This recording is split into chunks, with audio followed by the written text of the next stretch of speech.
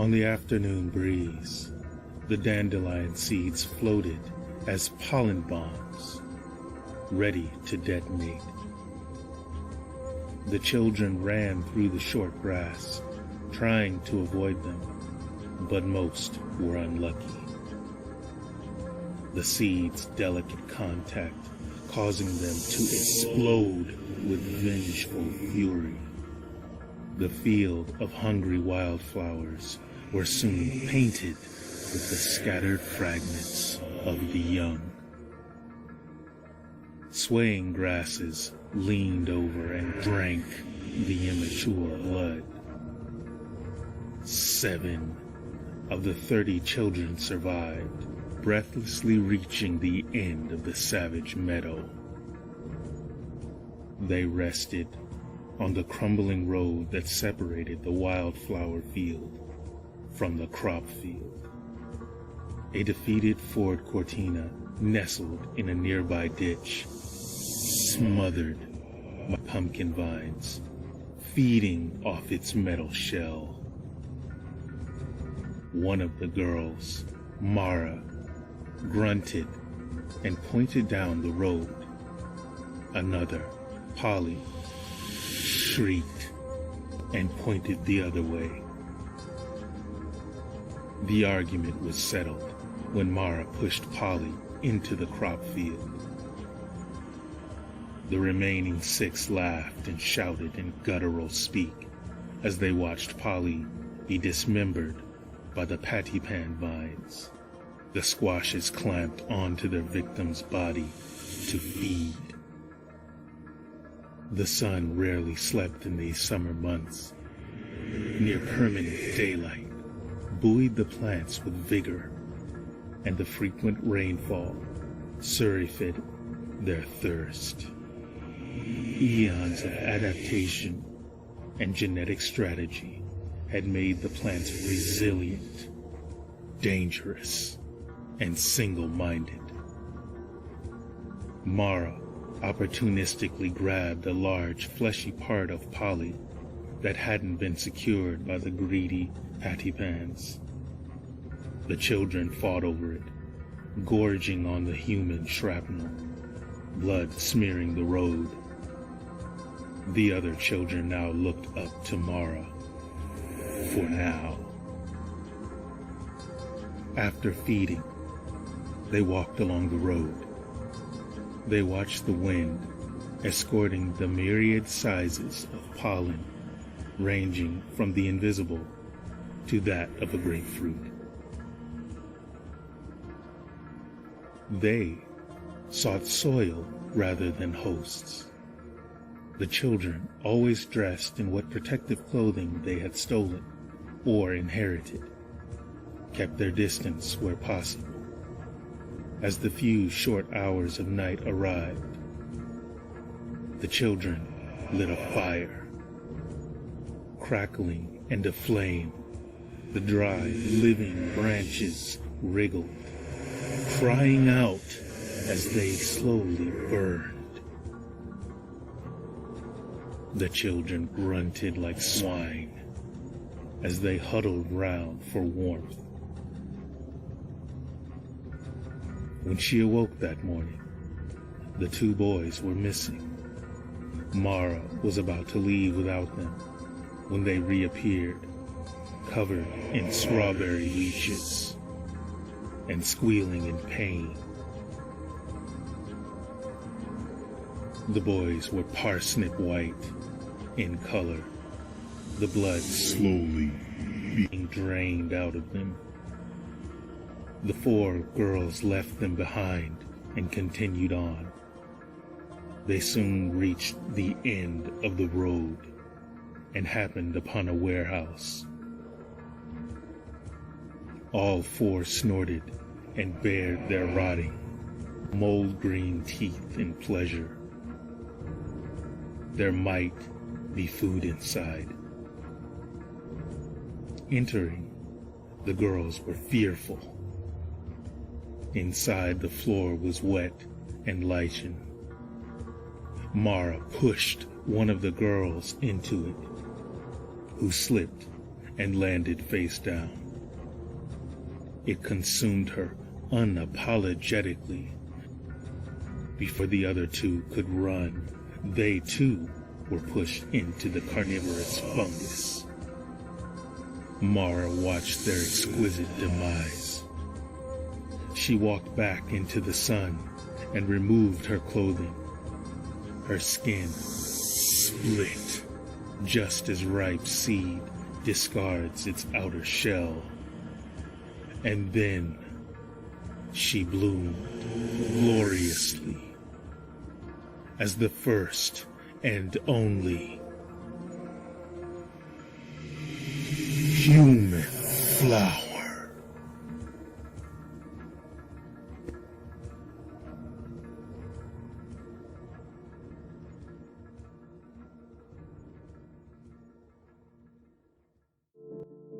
Hi, Anita. You look wonderful. Thanks. That's only after I started consulting you, Doctor. I'm glad. So, how is your mental state? I mean, since you became a widow. It was tough earlier, but I've accepted it, Doctor. I have learned to live with the memories. I'm feeling great now. Have there been any incidents where you felt you're losing control? No, Doctor. I'm completely fine. That's great. Are you practicing the techniques I mentioned to calm yourself? Oh, yes. Counting the breaths. 1 breath in, 2 breath out, 3 breath in. Make me relax. Excellent. You're doing really well. Now, tell me about the special crisis technique. Technique to spot the imaginary people, right? Yes, Anita. Okay. They always come in similar clothes, like a dress code, probably white or blue. They might have name tags attached. They will try to talk to me, try to give me the wrong pills, might try to hold me against my will. Perfect. Now tell me, how do you get rid of imaginary people? Simple. Hurt them. From a small knife that I hide or anything I can lay my hands on. See? I just got rid of one. He lays there in the corner. Nice, Anita. Good job. You're getting better. Soon you will fully recover. You will stop seeing imaginary people completely. Now close your eyes. It's time that I disappear before anyone hears us talking. Remember our secret. Never tell about me to anyone. I will visit you again. Take care. Okay, Doctor.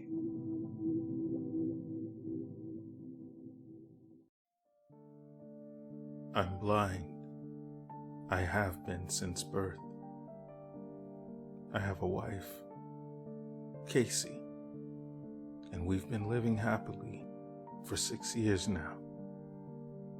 I didn't see her face when we first met, but I heard her voice. That sweet, sweet voice. I remember it like it was yesterday. There isn't so much to remember for me, so it's not really hard. She helped me find my way around during late high school, since I had to move to a new one, a kindness no one had ever shown me. We got to talking, and we realized we liked a lot of the same things, sound-wise, that is. We eventually got together. Crazy how that happens. I didn't see our wedding either 3 years later. She told me we had all pretty little cakes everywhere, and we did. I could taste them. and feel them. They were the best I'd ever had. I remember her ring, though. It had a funny little shape on the top that went in and out. Only my parents came, but all her friends came. They only ever spoke to her, though. I couldn't really find them. It's 3 years later, and something's wrong. About a year ago, she left on one of her daily friend hangouts. She was gone for extra long this time, so I decided to wander the house alone. Even though I'd been living here since we got married, it's not easy to find my way around. I eventually found the kitchen and reached into the cupboard to get a glass. I didn't feel a glass, though. I felt her wedding ring right in the cupboard. I recognize it, the way it goes in and out. She got home about half an hour later, but I never mentioned it. Other small things happened, like voices I didn't recognize from our room. But when I went in, she would tell me it was just her. Just yesterday, I went to hug her, and I felt a scar on her face. She recoiled and told me it was nothing. She went to bed shortly after. I can't find her this morning, though. I walked through just about the whole house, but nothing. I hear this creaking, like something suspended from a rope, but I can't find the room.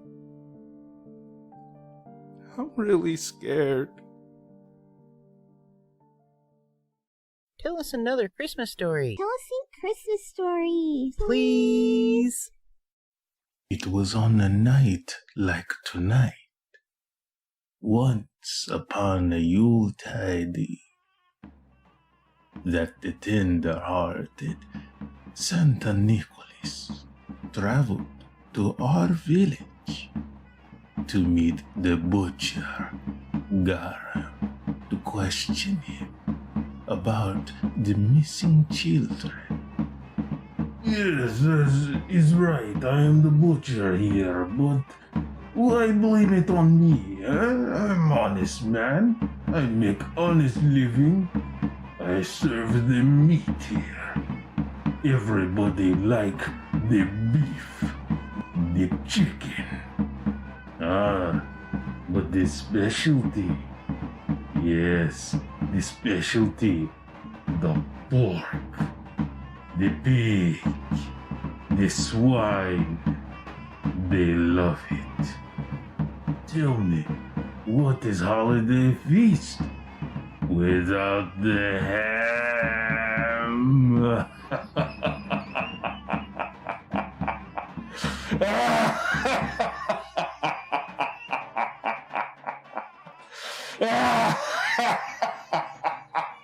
Children? I don't know nothing about no missing children. You've got the wrong guy. So stay away. And don't stick your nose where it doesn't belong. We wouldn't want it to accidentally be chopped off, would we? Then what happened? A kind and frail man Santa Nicholas was, but not a fool.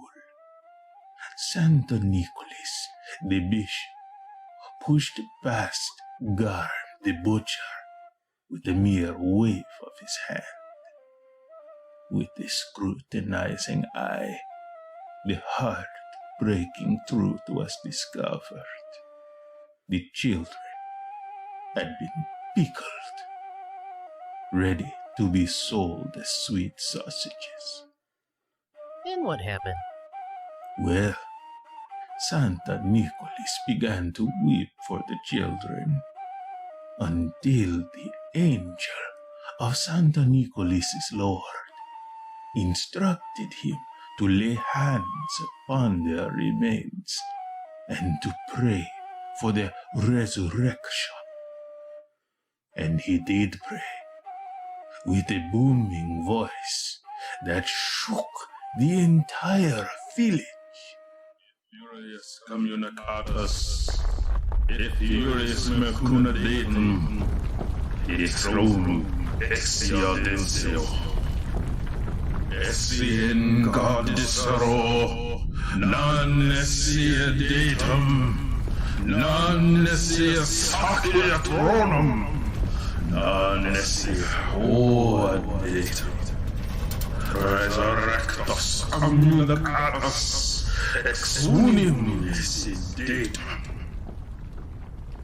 And just like that, the children were reformed and brought safely back to the loving arms of their parents. And that is how Santa Nicholas became the patron saint of all the children. The end. Tell us about the Krampus claws. Old Pa, tell us where Krampus takes the bad children. Please. Of course. One more story, then off to bed you go. Every child knows the story of a Krampus claws and how they are warned to be good for goodness sake, lest Krampus come in the dead of night to collect the bad ones in his big burlap bag. But do you know where Krampus Claus takes the children in his bag? Huh? I see you shaking your head, so I will tell you. He takes them down to Undertown. There, you're forced to collect branches from the barren trees to beat with. He'll make you dance on hot coals while he plays the fiddle. He will rip out your hair and add it to his beard. He will tear away your face to wear as his mask.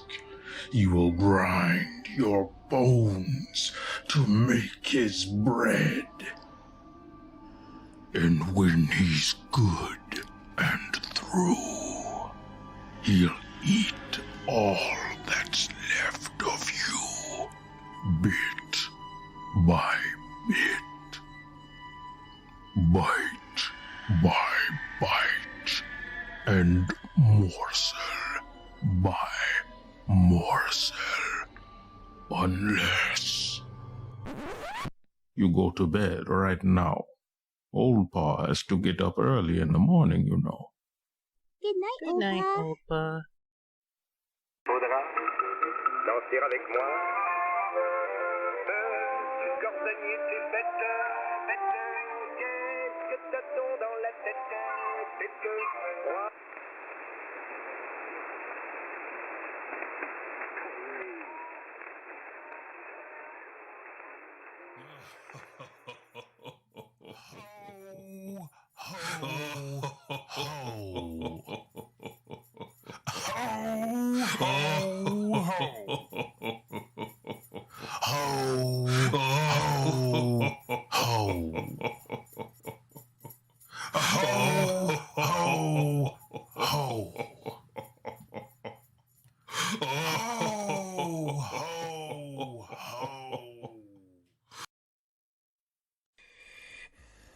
I have a rendezvous with death! At some disputed barricade, when spring comes back with rustling shade, and apple blossoms fill the air, I have a rendezvous with death!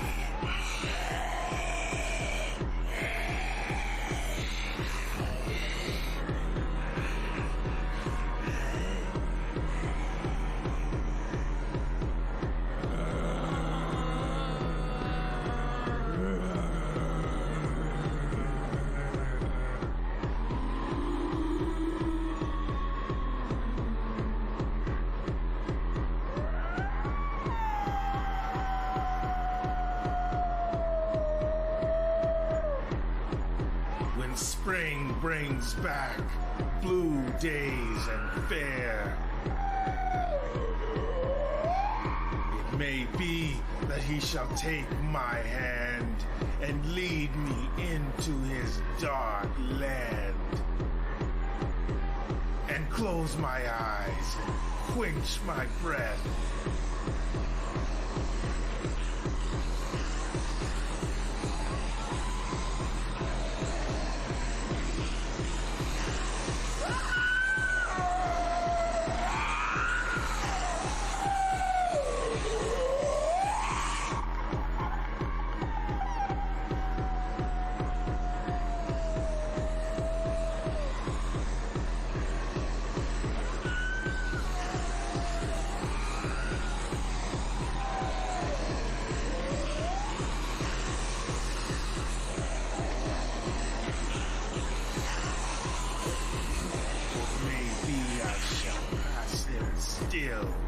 I have a rendezvous with death on some scarred slope of battered hill.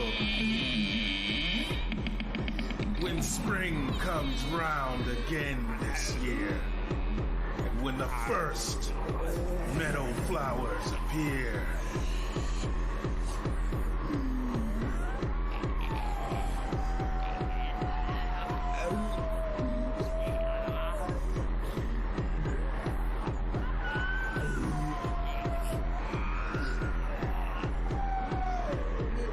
God knows 'twere better to be deep, pillowed in silk and scented down.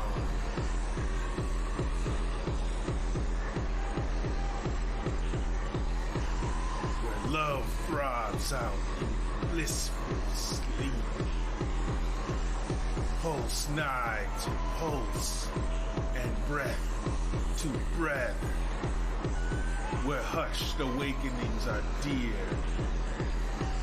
But I have a rendezvous with death! At midnight, in some flaming town, where spring trips north again this year.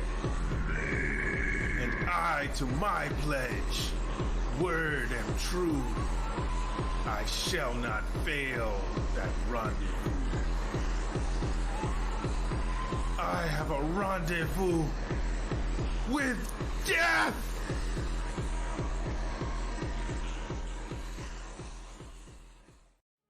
I have to admit, I've led a charmed life. For instance, out of the blue, right after puberty, I discovered a thing about myself I couldn't have anticipated. I had superpowers. Real life, bona fide superpowers. Powers most mere mortals could only dream of having.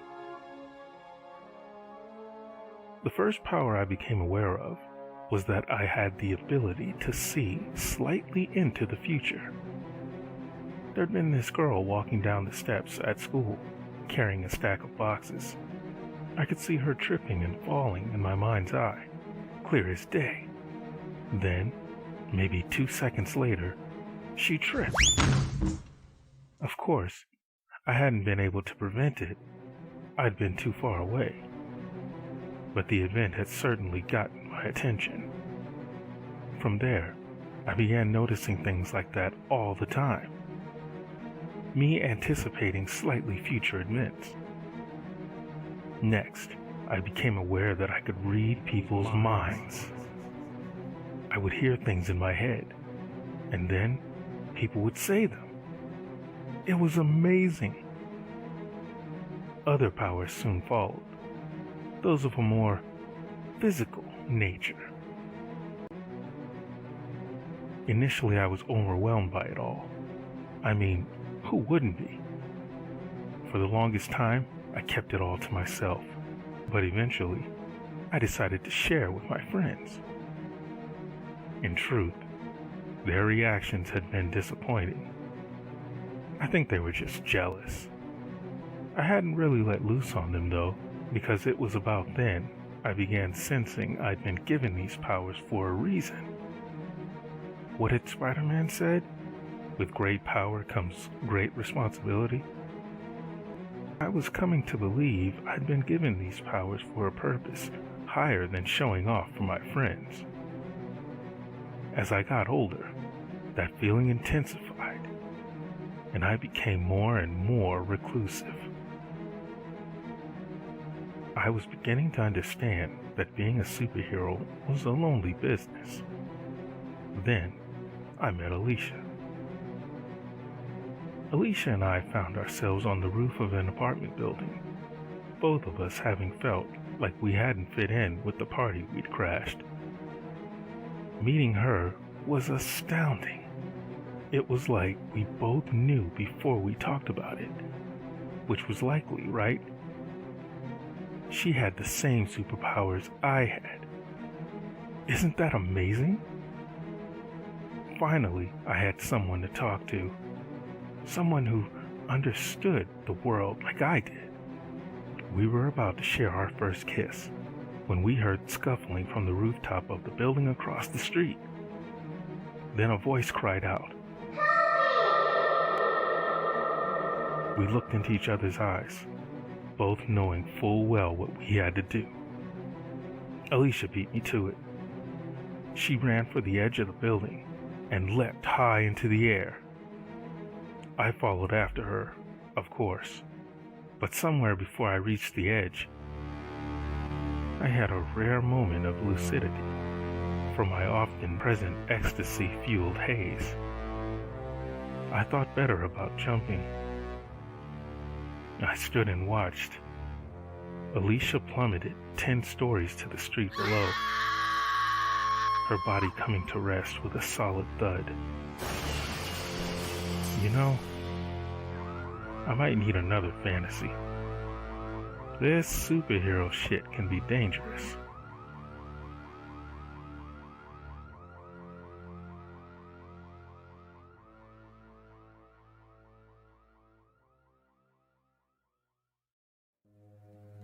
It started with a crack.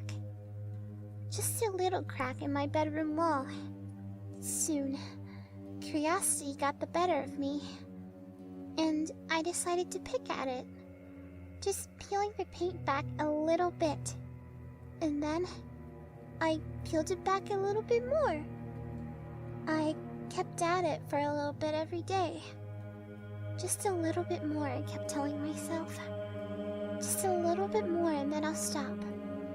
But I didn't stop. I couldn't stop. So I kept going. I had to. I just had to keep picking. I kept peeling a little bit more. I couldn't help it. Huh? Nothing, Mom. It was all I could think about. Not my dollies, not my friends at school. Just the hole in my wall that kept getting bigger and bigger. I covered it with a drawing I made of a beautiful sunny day. I did it to hide the deepening darkness that was just on the other side of that piece of paper.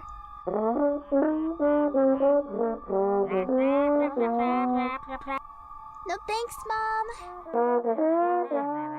I'm okay. One day, after I arrived home from school, I immediately started digging. What started as a tiny crack, just a little crack in my bedroom wall, was now a gaping hole in my wall that led to the darkness that seemed to go farther than could be possible. The hole was now big enough for me to put my whole head through and look around. And so, I did. And what I found inside were the frail, pale, blind people who live inside the walls. Who is it? Who has come? Could it be It's someone came. God? It's gone. Someone came at last. A light? Someone is here. Finally, someone is here. Darkness. Saw the light. I saw There's someone here. Spirit at last. all of us. I remember the light. I remember the light. The light was so No. It was a crack. Just a little crack in my bedroom wall. And I picked at it. Read our books. No. The light I tells can't. our stories. I'll get in trouble. Don't go. I just wanted to see what was inside. I just wanted to see what was inside. Stay. I didn't mean to take it. I'm sorry. Please don't I'll put it all back. I'll put it all back. Mom! It's okay. Don't come in. will be the I had to cover it up with a hole somehow after they all got through. I stuffed the hole with my stuffed animals and all my pillows and my bed sheets. But they pulled everything as they were trying to call out. I begged them to stop, but they wouldn't. They wanted to see the light. They needed it. And if I didn't let them out, they would eventually pull me in with them. Don't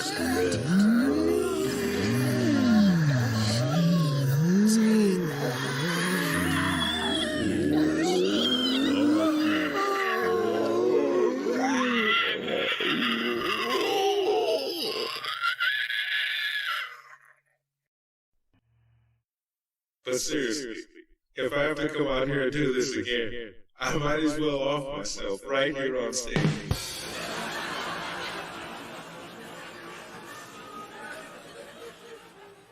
Having filled their bellies with laughter, the clown stumbles off stage, where he is devoured by crimson-colored curtains with teeth of white tassel, and spat out backstage.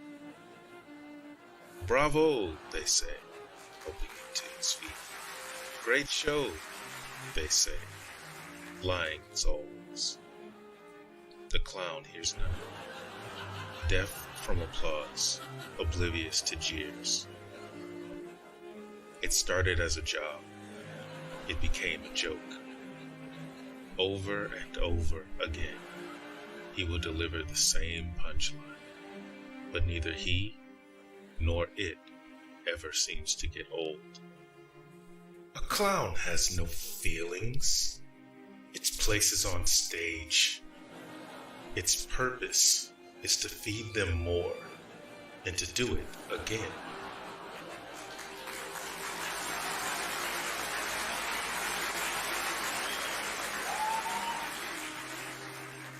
It's what they wanted from it, and they would say anything to get it.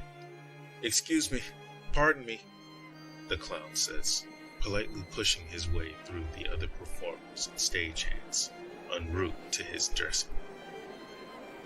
Flashbulbs blinding, seasonal bouquets sneezing, grease paint running, ducking, searching for sanctuary. The introvert's blight is the extrovert's delight. To be alone can be a joy most fulfilling, as peaceful as slumber, as quiet as the dead. Away from the cacophony, away from the whirlwind. Just beyond reach, the knob, the trigger, just out of sight. The clearing, approaching, calm like fire, raging, silent, entangled, stifled, impeded, halted. There is a story, long handed down by many generations of clowns. It goes on to say that there was once a clown who became so very anguished and hopeless that he went on to consult a doctor. The doctor looked him over, and finding nothing physically wrong with the clown, suggested that he go and see the spectacular Commedia dell'arte. Go to see the clown, and laugh yourself well. The clown was suddenly able to break through the encroaching crowd, escaping their grasp and dodging their pretensions. But they would give chase, in pursuit of him on his quest for the door. Surely salvation lie beyond its cedarwood facade. Surely solitude and simplicity would soon be waiting with open arms to receive him, and make him whole, and to cleanse him, and to console. There, the extrovert's blight is the introvert's delight. To be alone, a joy most fulfilling, as peaceful as slumber, as quiet as death. Away from the cacophony, away from the whirlwind, just beyond reach, the knob, the trigger, just out of sight, the clearing, approaching, calm like fire, raging, silent, entangled, stifled, impeded, halted.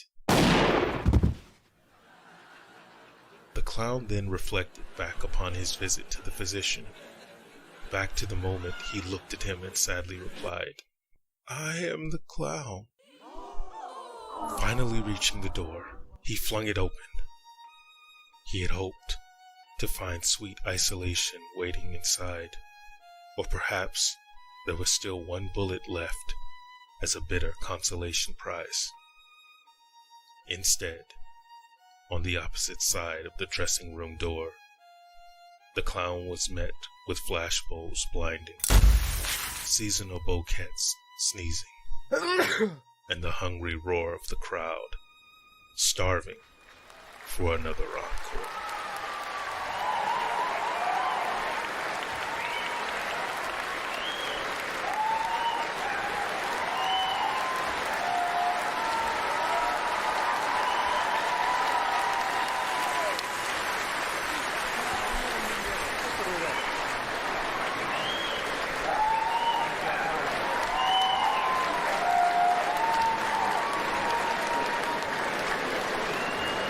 But seriously, if I have to come out here and do this again, I might as well off myself right here on stage.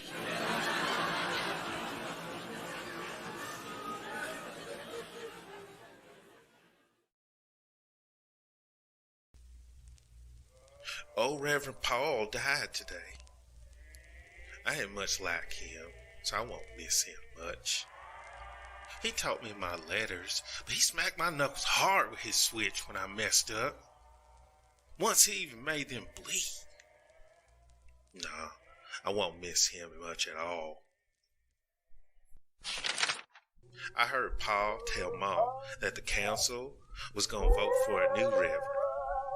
That they're looking outside our community for one, as we got none suitable. A place with only 200 souls, everybody knows everybody's business. We ain't too forgiving of our neighbors to have one of them lead us. The council couldn't agree on anyone near or around our parts, so Paul and I had to drive uptown and put up a notice on the internet. I do all the internet stuff for our community, as I'm the only one in town that can work it proper. Most folks here have real trouble with their letters. Even Hattie never took a shine to them. Paul leaves me here while he runs errands. I learned a lot of things. The world's a lot bigger than I was taught. A lot different. I don't understand too much of it.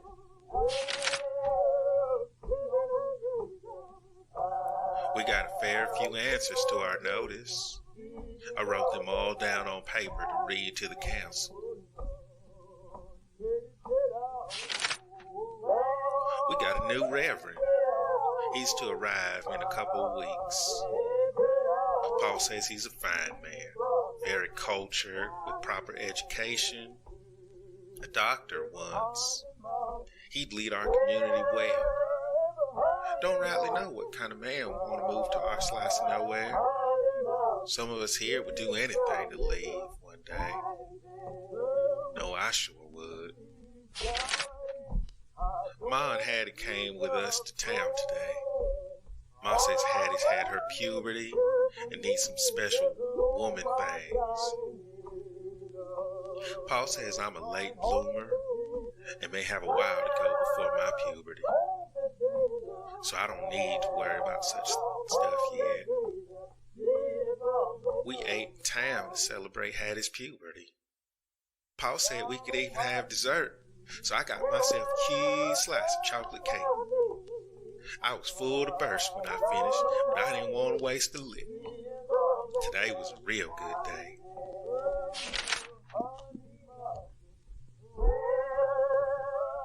The new Reverend moved in.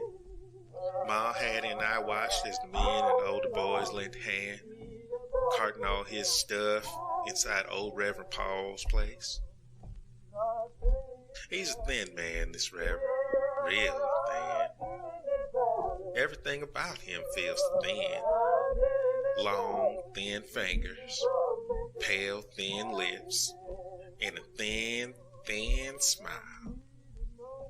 Reminds me of the sickly-looking grass down by the grubby McGregor pond, the one that can cut you if you don't hold it real careful. The Reverend delivered his first sermon this week. He was loud with his words, but everybody loved him. He actually got them on their feet, yelling and agreeing along with all he said. There was a lot about sin in there, but I didn't follow it too well. He shook hands with all the men at the end of the service, but only smiled at the women and children, holding his hands tight to himself like they'd been stolen. He wasn't married, the Reverend, so each family decided to have him for dinner while he chose a wife. We got him on Wednesday. He barely looked at Hattie and I, only asking us at the start if we were good kids and free of sin. We both nodded in silence. Ma had made her roast with extra servings of mash and beans. Ma beamed when he said it was the best roast he had ever had. Paul beamed like he made it. His words sounded as hollow as an empty bell to my ears. I don't know if I care too much for this new Reverend.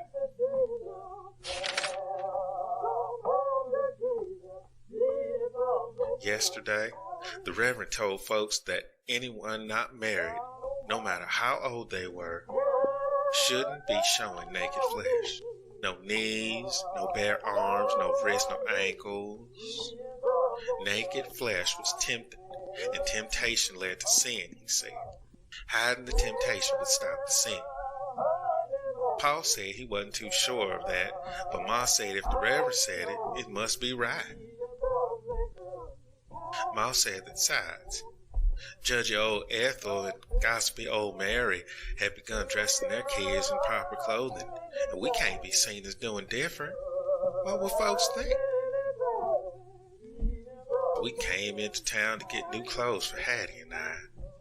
Long clothes to cover up everything. That way down everything. The next dinner with the Reverend, he still didn't say much to Hattie and I, but he did look long at us. Perhaps he was trying to find a blemish on our soul. Perhaps he was trying to catch naked flesh left uncovered. Whatever he was looking for, I don't think he found it. Makes me miss our old Reverend, he does. Reverend Paul was sometimes cruel, but he was never sly. This one hoards secrets like a magpie does shiny things.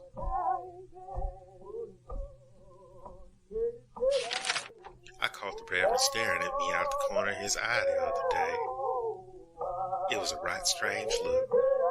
I disliked it. I reckon I begun to dislike him something fierce.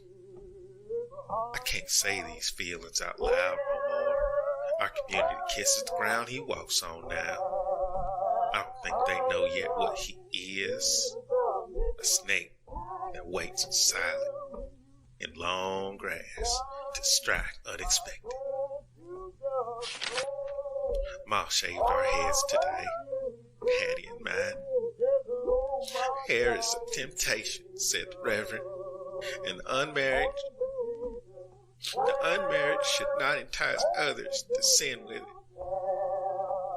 Ma said he was right. This time, Pa didn't fight her. The Reverend was always right, see? But he got to keep his hair. Our unmarried Reverend. The Reverend married young Ruth this week. She only had a few years on Hattie. I was real happy. I didn't want to say it out loud, but I was scared deep down where I hid things. I was scared it would have been Hattie, but Hattie is safe. It's getting longer and longer between trips now. We don't leave the community much more. Pa and I came to town to pick up supplies. They're going to build a wall around the community. The Reverend believes we need to protect ourselves from outside sin, to keep us safe, keep us untempted, to help keep us pure. When I said this was a right stupid idea, Ma slapped me. Ma said the Reverend was always right. Pa stayed silent. It's like they're blind. Walls keep in as much as they keep out.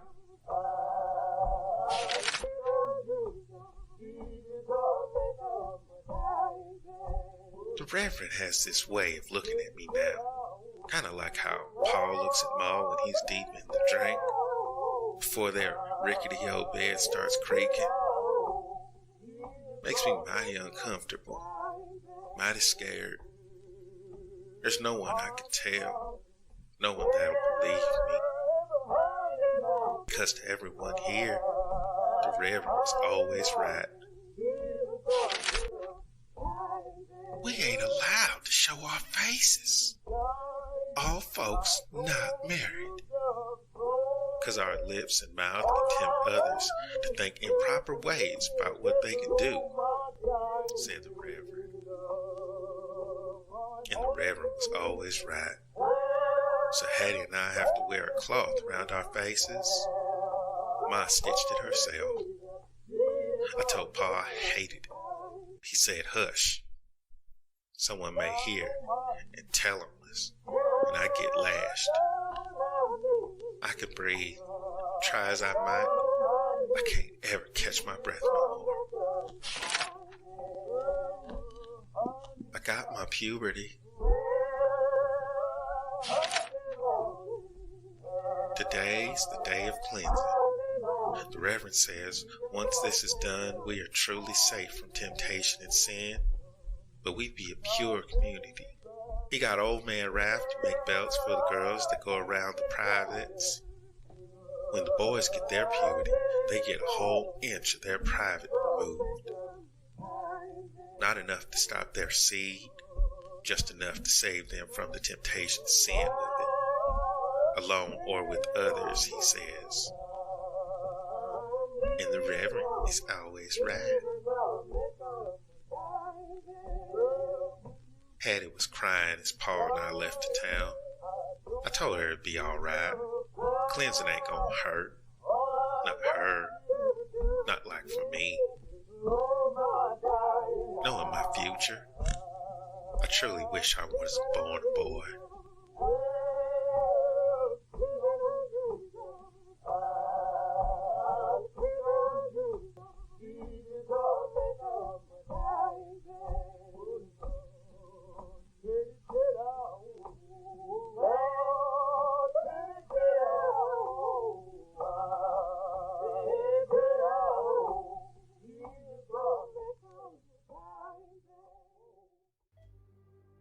recognized these hands. This was the first thought that entered my mind after my eyes opened. These are not my hands. A team of doctors surrounded me for the next few hours. They meticulously checked to make sure I had feeling throughout my body, asking me to move my appendages and if I could feel pinpricks across my skin.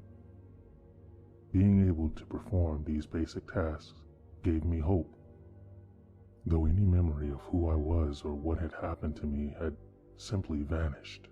Victor? Victor. This must be my name.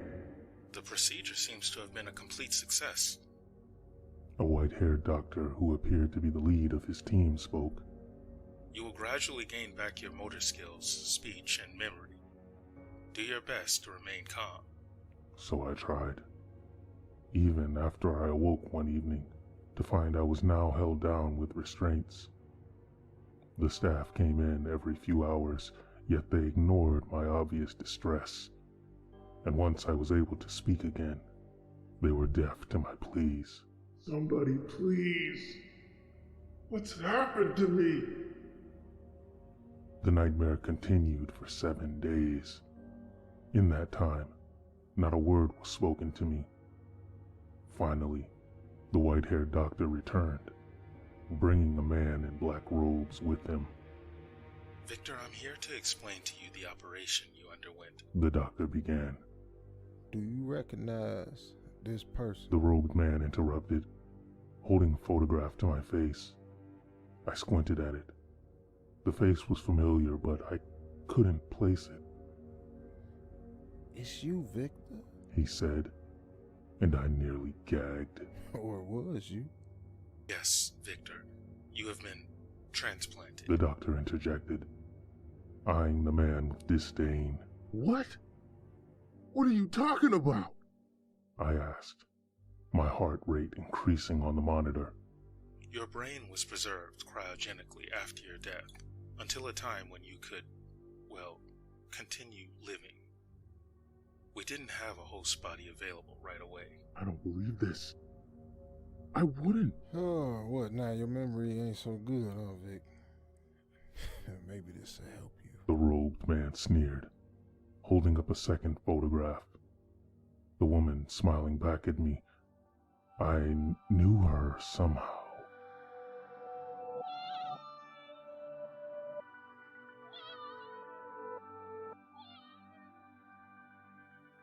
Please, no! I screamed, desperate to escape her accusatory eyes, as memories of her death came flooding back. Damn, Vic, you looking like you done seen the ghost. Oh, I guess you have, huh? The man cackled. The doctor grimaced and addressed him. He's just had a shock. Please, do not press him like this. Hey, remember who you talking to now. The man growled, taking a threatening step toward him. Remember, the state ain't got no need for anybody who sympathizes with murderers. The doctor backed away and apologized, taking one last look at my stricken face before retreating out of the room. Victor, by the power granted to me as state executioner, I hereby welcome you to your third of 12 life sentences. The man said, turning to me with menace in his eyes. Now let's see how much pain this host can endure.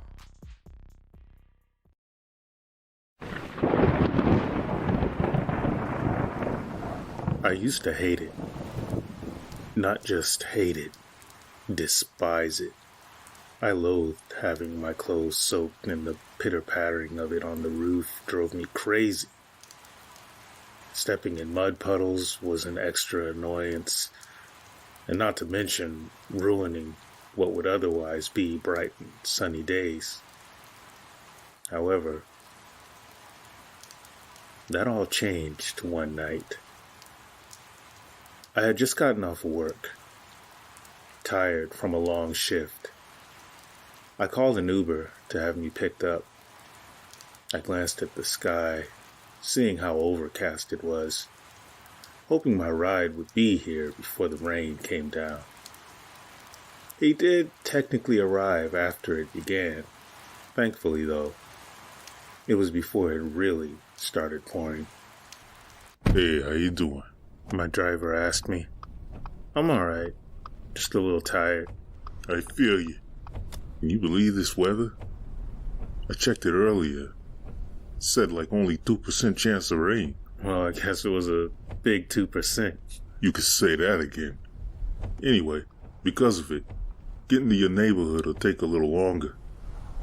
That's fine. Let me know when we're close. He gave me a nod and then turned forward.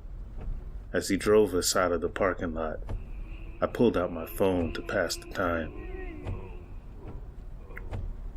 While watching the video, I heard him say something that caught my attention. What the hell? Is something wrong? Oh, it's nothing. I thought I saw something cross the street just now. Didn't get a good look at it, though. It was probably a deer. We get those sometimes around here. I looked back down at the video I was watching. Yeah, well, thing is, and maybe it was only my imagination, but I could have sworn it was running upright. What? I asked, glancing back at him. It had to be somebody crossing the street then. I'm not too sure of that.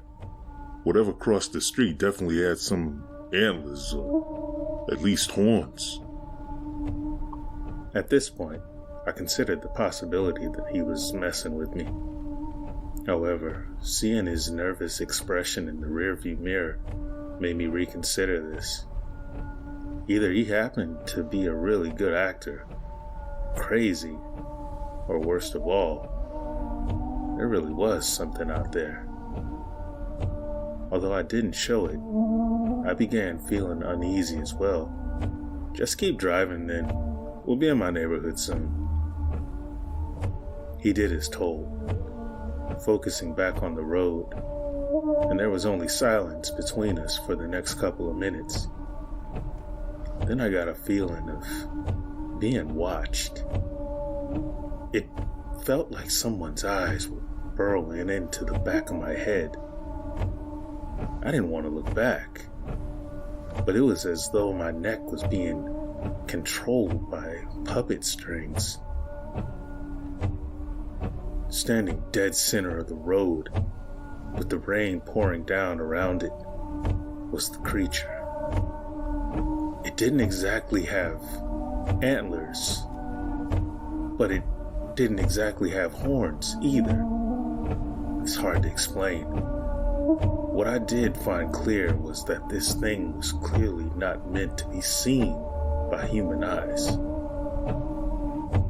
What saved mine, as well as my driver's sanity, was the rain. Yes, the very thing that I despised for my entire life up until then was now the only thing shielding me from seeing that creature in its entirety. Although the rain obscured most of it, I did see some other features of it. The most striking thing about it was its eyes. It didn't only have two. It had eyes covering its entire body.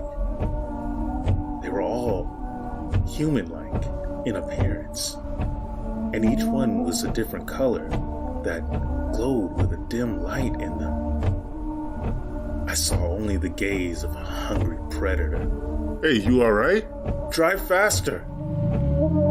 He didn't reply, but instead pressed harder on the gas. I didn't need him to tell me. He knew I'd seen it too. The fear in his eyes made that perfectly clear. It wasn't happy with the fact that we were speeding up. I didn't understand what I was seeing at first. Then it registered to me. It was growing taller, already being tall. This caused it to be a staggering height. Its legs weren't even the only thing growing. It was only then did I notice that its front legs weren't even really legs at all. They were more akin to the arms of an ape. They too grew along with its fingers. Despite how unnerving that was to see it, it was only the second most terrifying thing that it did. The first was when it let out a screech and gave chase. Jesus almighty H. Christ, my driver said, looking in his rearview mirror and seeing what I had. It was impossibly fast, catching up to us with ease. Go faster! What do you think I'm doing? I'm already pushing past 100. We could only hope we'd reach my neighborhood before it could reach us. Unfortunately, things didn't turn out that way. I returned my gaze out the back windshield and found it was no longer on the road. I informed my driver of this. Maybe it gave... Oh, shit!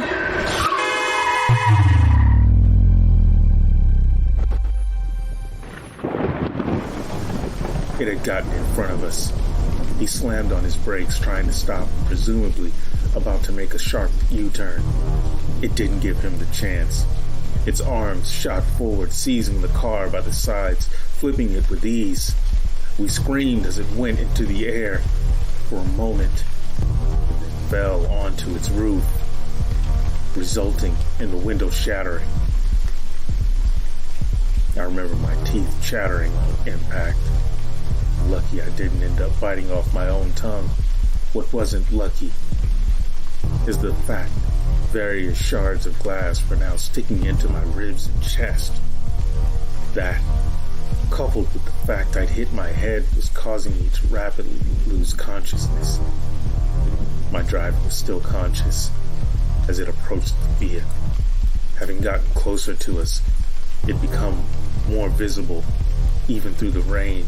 I thought my mind would break, but by some miracle, a gust of wind blew some rain into my eyes, blurring them. Through my now limited vision, I made out one of its arms going into my driver's window, grabbing him, then yanking him out, screaming. Its other arm stretched towards me, and that's when I finally passed out. I woke up later in the hospital. The doctors told me it was a wonder I was still alive. As it turned out, we were close enough to my neighborhood for what some of my neighbors thought was a car wreck to be heard. I'm thankful to them for calling an ambulance and to the paramedics who got me to the hospital. They had to defibrillate me on the way there, and I required a lot of blood as well as bandages, plus stitches. Some cops were there to take my statement. I knew that telling them the truth would get me thrown in a straitjacket. Therefore, I instead told them a deer caused my driver's car to be flipped. That's sort of true. They thankfully didn't press me for further questions. It took many months of physical therapy, but I'm happy to say I've managed to make a full recovery. I've also gotten a new job because my previous one let me go for missing too many days. Personally, I think it's better this way. The job I have now is close and I can walk to it. Plus, I don't have to take that godforsaken road anymore. Speaking of which, my experience isn't an isolated incident. Since then, which was over 2 years ago now, a number of accidents and disappearances have occurred along that road. Due to this, the road has been condemned. I'm not sure when it appeared or if it's always been there. Maybe it's some kind of extra-dimensional being that decided to come into our world. Maybe it's a forest spirit awakened, enraged by humanity encroaching on its territory. So far, I'm the only one who's survived seeing it, and I think I know why. The answer is something I tried not to think about for the sake of my mental health. I believe the reason it didn't take me was because, technically, I had been dead. That means it only wants live prey. To do what with them? I have no clue. Nor do I wish to find out. Sometimes, when it's raining, I'll stare out my window and think about that night about how it kept me from fully seeing that creature. I almost think of it akin to a mother shielding her impressionable toddler from seeing something that would scar them for life. Did some force looking out for me cause the storm that saved me, or had it merely occurred by coincidence? In either case, the steady pitter-pattering of it on my roof I now find very relaxing.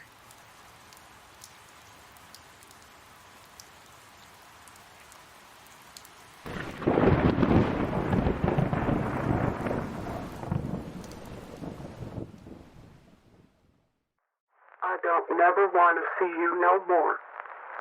I don't never want to see you no more. I don't never want to see you no more. I don't never want to see you no more. I don't never want to see you no more. You better get the hell out of here. Police are on their way. Get the hell out of here. Police are on their way. Police are on their way. Get the hell out of here. I've been tracking him for the last 6 weeks now. Not much to go on. Maybe an individual. Might be a group working together. You see, the description keeps changing. Who are you? Why are you doing this? Why are you doing this? Who are you doing this? Why are you doing this? My name is Eric Davison. I'm a detective working out of Southern Virginia. One evening, a distraught man burst into my office needing my help. Hey, I need your help. He began. He took my daughter, killed my little girl, mutilated her, my baby. I want him found. I need you to find him. Please help me. Kill him. He's a monster. He deserves to die. And I will see him dead. He deserved justice. Someone had killed his daughter. I would bring his daughter's killer to justice or die trying. The details paralleled those of other murders happening all over the state. It was becoming obvious that I was witnessing the work of a serial strangler. He would strangle his victims, slit their throats, and pull their tongues through. But that's not all. He would leave a calling card at the crime scenes, seemingly to further taunt the victims' loved ones. A record player. He leaves a recording of every victim's last words, playing on repeat. I got to admit, the first time I arrived on scene and heard the sound of that record player skipping, the sound of that poor soul's voice, forever trapped in an endless loop, it just killed me. Honey? Honey? Honey, is that you? Honey, is that you? Honey? Honey, I don't want to believe that one human can do such heinous acts to another. Hello? Who's there? Hello? Who's there? Hello? Who's there? Hello? Who's there? Who's there? Hello? Who's there? Hello? Who's there? Who's there? The papers have started calling him the Wendigo. Finally, I tracked him down to an abandoned recycling center. I'm going there tonight to hopefully get the drop on him. I've been tracking him for the last 6 weeks. Not much to go on. Maybe an individual. Papers have started calling him. Might be a group working together to go. Might be a group working together. Changing. You see, might be a group working together. Now. Not much to go on. The papers have started calling him the Wendigo. Might be a group working together.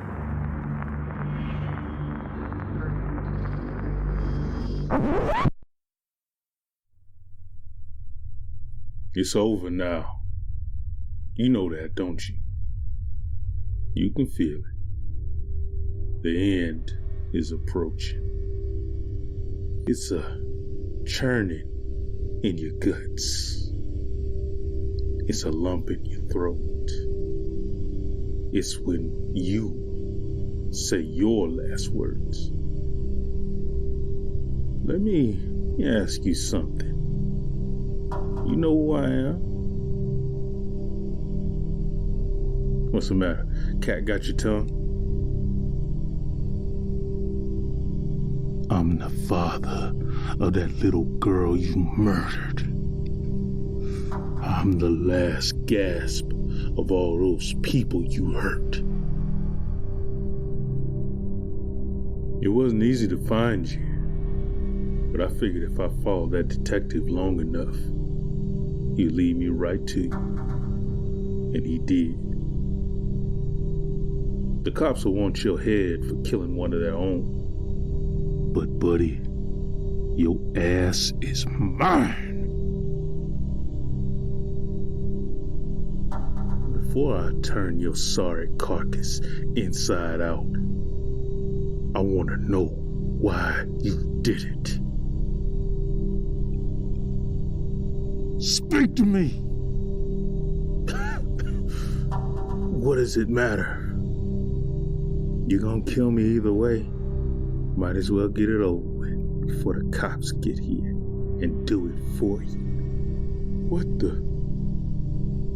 Why do you sound like me? Maybe because I am you. You don't get it. I'm your little girl when she decides that she hates you for not letting her go out with Brad.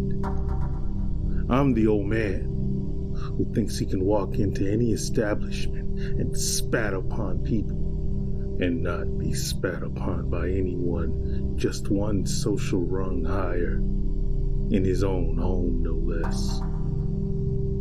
Man is the wolf of man. You people are all sick, vomiting your hurt feelings all over each other, and I'm sick of all of you. That's why I kill. Because I hate you. Because I'm mad. And that's why you're gonna kill me. So pick up that baseball bat with the nails in it over there and turn my sorry carcass inside out. You ain't gots to ask me twice.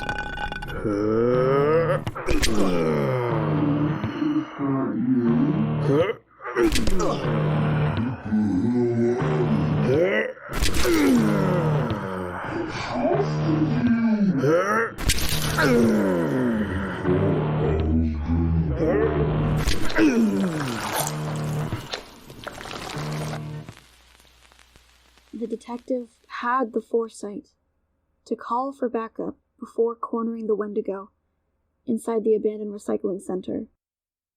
When they finally arrived on scene, they found the brutal beating still in progress.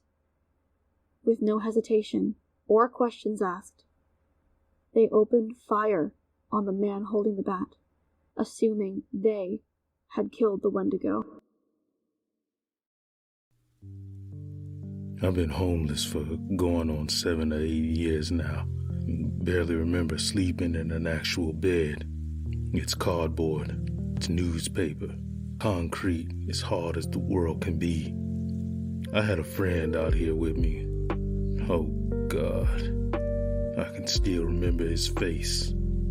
It was as innocent as the world was before compassion died. We watched each other's backs out here, Carl and I. When one of us got something, we split it with the other. That's how we fared. We shared the burden of 2 bad hands. What I'm about to confess has been eating me alive from the inside for a long time now. I take most of the blame, but some of it's on Carl, some of it's on people like you. I just couldn't eat cold food no more. It ain't healthy. It's gotta be cooked. It's gotta be warm. It's gotta be fresh. Too much cold food leave your guts in knots, like you got worms inside you, taking their share of everything you consume as they consume you.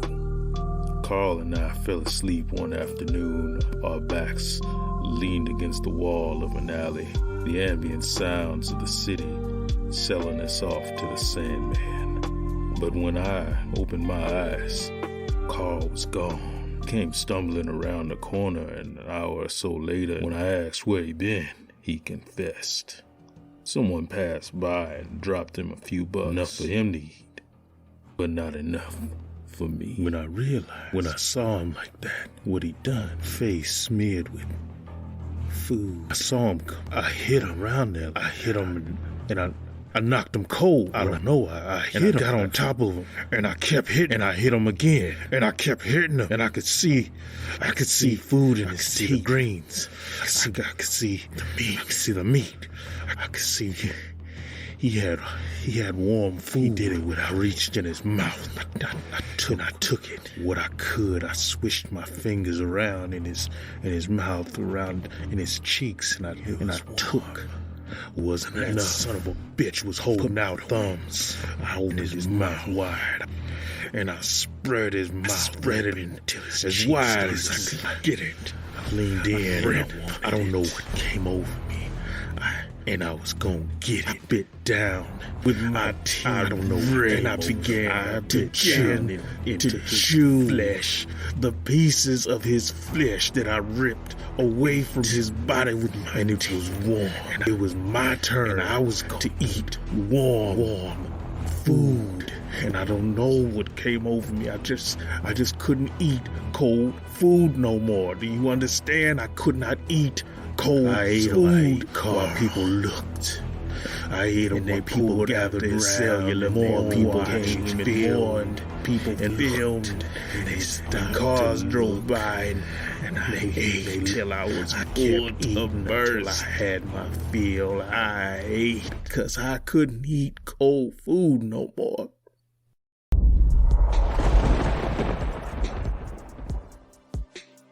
Subscribe. Like, comment, share,